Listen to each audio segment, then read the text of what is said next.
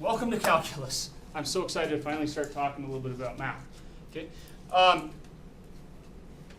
There are two big questions that we want to talk about in the first half of calculus.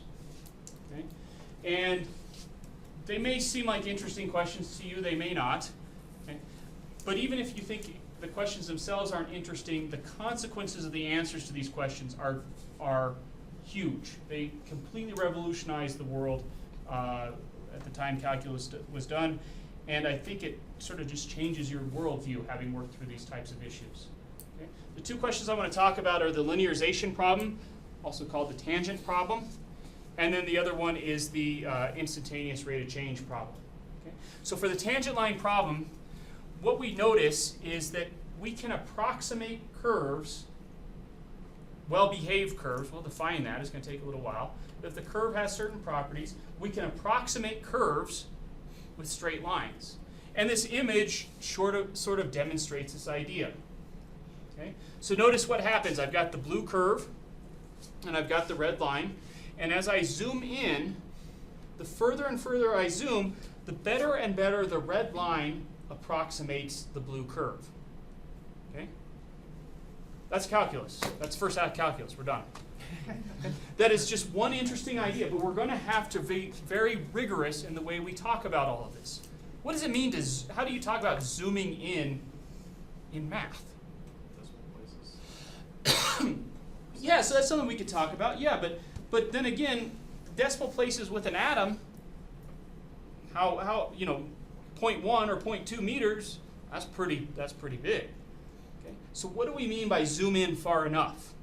Okay, we're going to have to, and you're exactly right, we're going to be getting better and better approximations, but what exactly is good enough for zooming in is an interesting question, and we're going to spend the next 2 months answering it. Okay? So the idea is fairly straightforward, okay? But the consequences are really what matter here. Okay? The second question, which seems completely unrelated, is the question of instantaneous rate of change. So I think everyone in here knows how to compute an average rate of change. So for example, if I say, let's say we drove from here to Salt Lake City, and let's say Salt Lake City, I'm just making this up, is 300 miles away. Okay?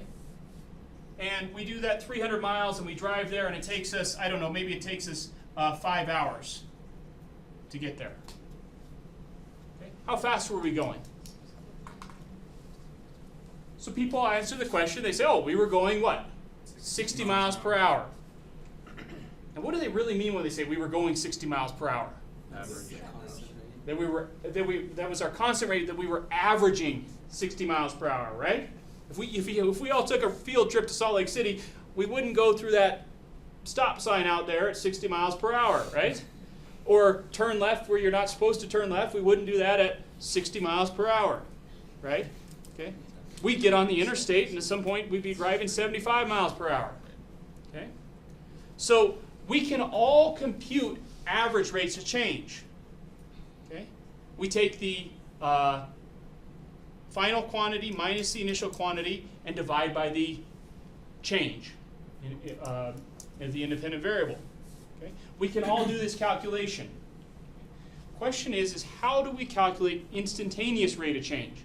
So if you take that analogy of driving a car, what is our instantaneous rate of change? Well, it's sort of like looking down at your speedometer when it tells you how fast you're going right then. Okay? Actually, that's not even quite good enough, right? Because your speedometer is really just a very tiny average. And that's actually getting to the heart of this. Okay? So we want to compute instantaneous rates of change. We all know how to compute average rates of change. How can we take what we know about averages and bring them down to an instant? Again, yeah, similar. So exactly right. So there's actually, I'm posing this as two separate problems, but by the end of today, we're going to see that these are really the same problem. Okay? These are really one and the same problem. All right. So we're going to get some vocabulary here. This is not going to be very rigorous yet because we don't have the tools for it. Okay? But I want to start introducing the idea of what is a tangent line. Okay? So the easiest way to do this is to start off with what we learned in geometry, and we said that on a circle, be very careful, this only applies to a circle. On a circle, a tangent line is a line that intersects the curve just once. Okay? So if we have a circle here, and I take a tangent line, this would be at this, let me go ahead and label this as a point P here. So this would be our tangent line to the circle there.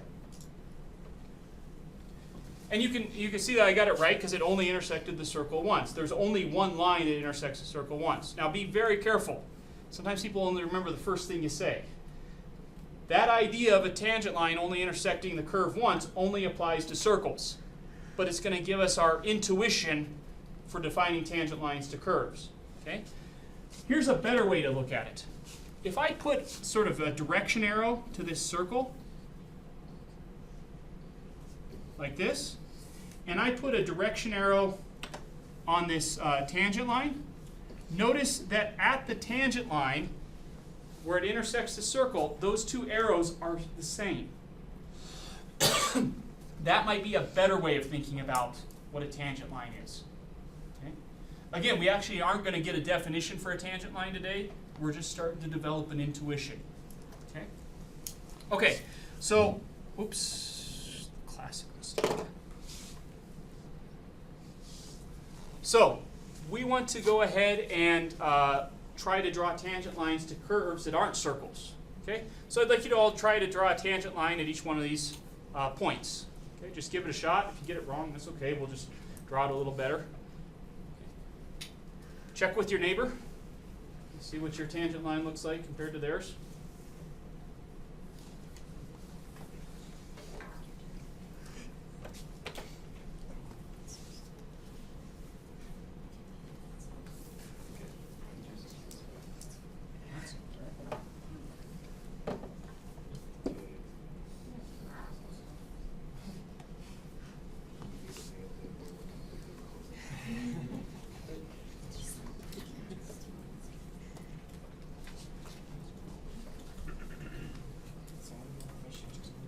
So here I've drawn two of the tangent lines. You see that? This one maybe not quite right. I mean, it's hard to get them exactly right.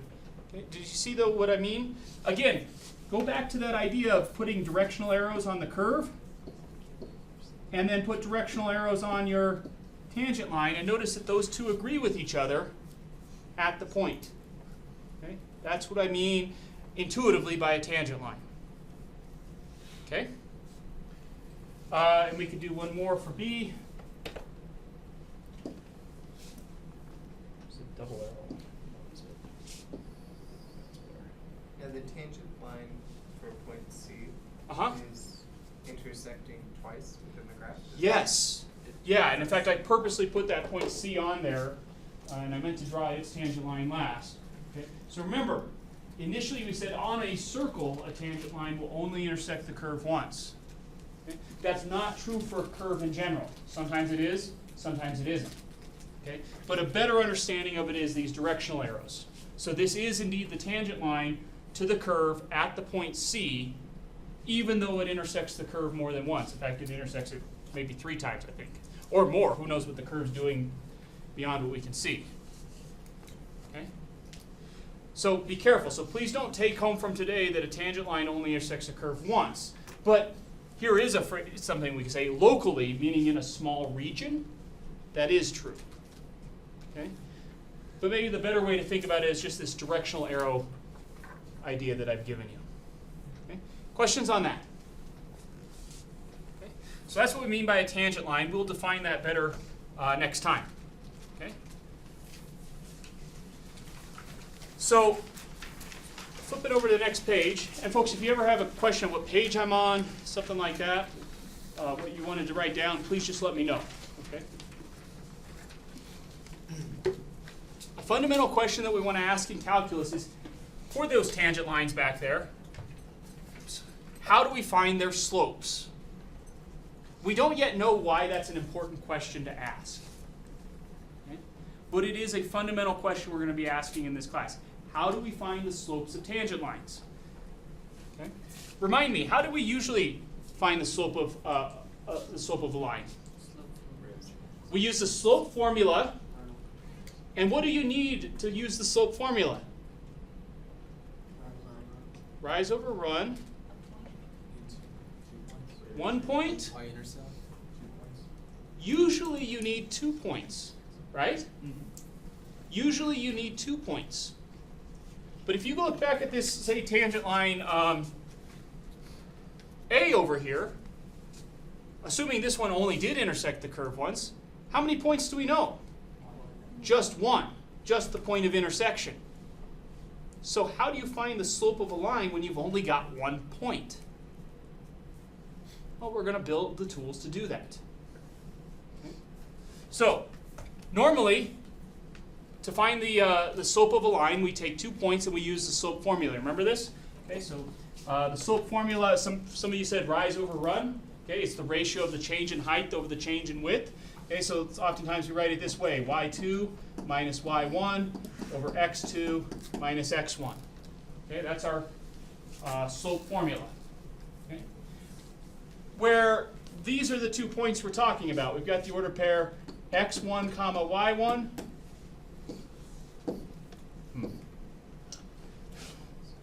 There's ghosts in here. And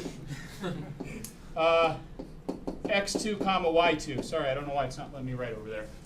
Okay, those are the 2 points. Oop. Yeah. Okay. Okay, so let's bring it back a little bit. Rather than trying to find the slope of a tangent line, let's find the slope of a secant line. Okay? A secant line is defined to be a line that intersects 2 points of a curve. Okay, so I'm going to put some point over here. We'll put it way down here. I'm going to go ahead and call it, I don't know, maybe Q0. Okay? And let's draw the line connecting those 2 points. Maybe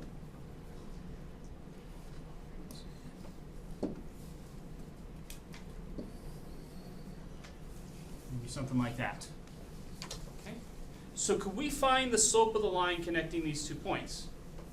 Yes, just using this slope formula. If we know this point and we know this point, we can plug them into the formula, we can find their slope, right? Okay? But that's not what we're trying to find. We're trying to find the slope of the tangent line, which would be this one right here. Right? That's the line whose slope that we want. Right? So I can compute the slope of the green line. I don't yet know how to compute the slope of the red line. Is the slope of the green line similar to the slope of the red line? Not really, except for one thing. Notice what's the slope of the red line would be negative, right? The slope of the green line's negative. We're at least sort of in the ballpark. What could we do? Well, we pick this point Q0 way the heck down here. Let's pick another one, maybe call it Q1. Let's put it right here.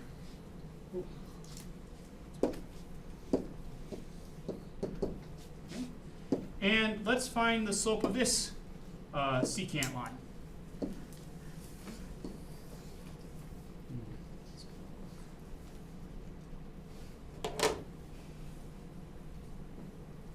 No, not quite. Sorry, folks. I'm not so good with the technology. Okay. Now, notice that again, the slope of this green line that connects P and Q1, it's still not the slope of the line we wanted. But it's what? Closer. It's closer. It's a better approximation. Okay? How could we get better? Closer. What do you mean by closer? Put a point as close as you can to P. Let's bring a point even closer to P. Okay? So let's put one right here. We'll call it Qn. Okay? Then if we find the slope of the line, I'm just going to do this one by the old-fashioned way. Okay. Again, that's closer, and I'm sorry, what was your name? Justin. As Justin said, we put it closer and closer, right? And you see that it'll keep being a refinement and a better approximation of the slope of the tangent line. Already, that should sound a little bit familiar to the ideas we've already talked about, getting closer and closer. what we need to do is come up with a mathematical way of talking about getting closer and closer. Where we're eventually going is to introduce the idea of limits, which maybe you've been exposed to before.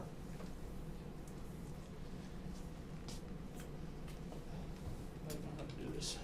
That's not.